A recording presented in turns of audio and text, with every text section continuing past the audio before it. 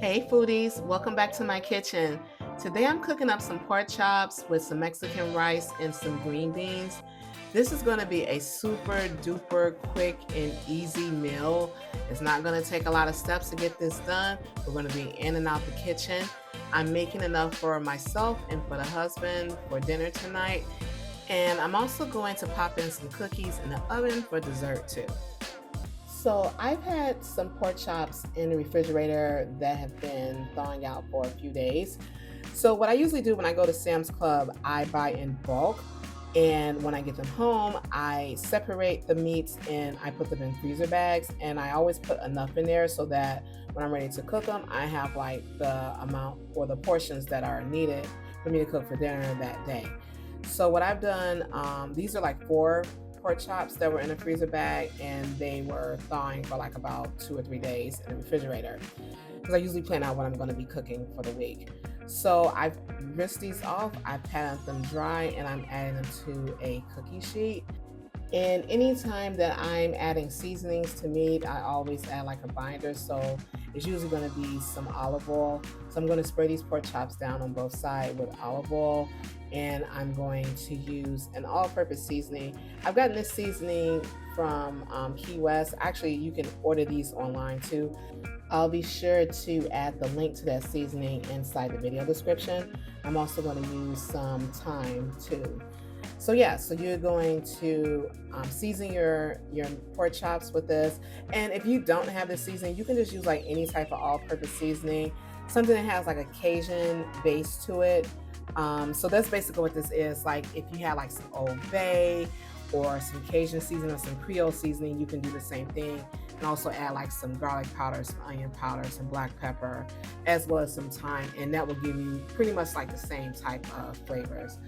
I just like having everything all in one one bottle and just sprinkling it all over. But yeah, so I've seasoned the pork chops on one side. I'm turning them over, and I'm going to add some olive oil onto the other side and season the back of those pork chops too. And once those pork chops have been seasoned, I'm going to keep them on the cookie sheet and I'm gonna let them sit there for about 5 to 10 minutes. And while that's happening, I'm going to start prepping the rice that I'm gonna make. And as I told y'all at the beginning of this video, it's gonna be a super duper easy recipe. So I'm using a pre-made rice. So this is in a box, it's Goya, it's great. Nothing wrong with having something that's pre-made, especially when you're trying to get in and out the kitchen. So I'm going to be using instructions that are on that box. I want to say it's like 2 cups of water and about 2 tablespoons of olive oil or either butter. You're going to let that boil and then you're going to add the package in there and let it simmer. I believe it's like 25 minutes for this. So I'm going to cover this up and let it simmer. So then I'm going to go back to my pork chops because they've been, sitting there resting. And I'm going to add some olive oil to the pan. I'm going to have this on a medium heat. And I'm going to sear the pork chops for 5 to 7 minutes on each side. And because I have like 4 pork chops, I'm going to do this in batches. So I'm going to do 2 first, and I'm going to do the other 2 afterwards. So flipping these over, they've been cooking for 5 to 7 minutes. And then once those are done, I'm going to set those aside onto a plate.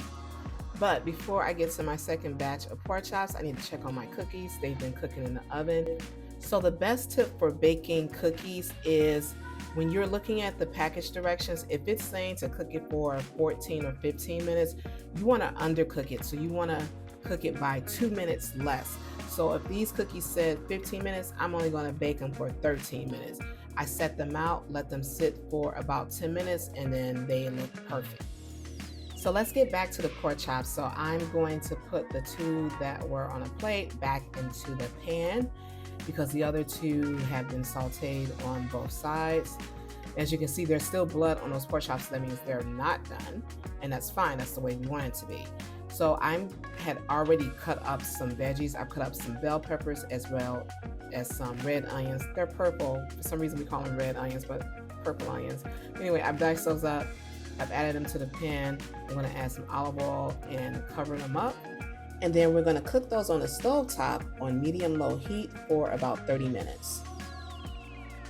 So now I'm gonna check on the rice and it is done.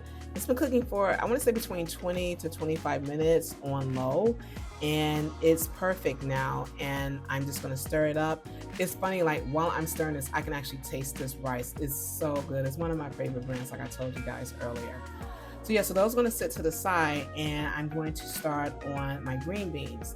Now, my green beans are frozen. Like I said, we're gonna make it nice and simple. You could get some fresh green beans, that's fine, and you can snap them, cut them up, do whatever you want to do with them, but these are frozen. Also got these from Sam's Club, but you can get this from your local grocery store. And I put them in a pan on medium heat, adding some olive oil to it, and just gonna let them kind of like a stir fry pretty much. I'm adding two of my favorite seasonings. One is Niger grilled, as well as the Kinder's grilled veggies. Pouring both of those on top of the green beans. I'm gonna let those simmer until those are done. This takes approximately about 10 to 12 minutes to get those done. And once it's done, it's great. You can also add some crushed red pepper flakes. I like to do that just to add a little heat to it. It's not necessary, but it is optional, you know, if you want to add some red pepper flakes. And just gonna let those simmer. You can also add some minced garlic to this too, and maybe some garlic parmesan butter. That'll be another good option. Let's get back over to these pork chops. They are done, they're ready, they look beautiful, and they taste great. So yeah, this was my super duper quick, easy meal that I made during the week. If you're watching this on YouTube, TikTok, or Instagram, shout out to everyone who subscribed to my channel or following me on those particular social media platforms. Thank you for coming back and cooking with me. If you are new here, my name is Angela, and this is my account, Plus Size in Chicago, where I make a lot of easy to cook comfort food meals. You'll also see me reviewing different restaurants in the greater Chicagoland area, or showing you places I ate and visited while on vacation. Be sure to subscribe or follow me. Also leave a comment and share this video with your friends and family. I'll see you guys next time.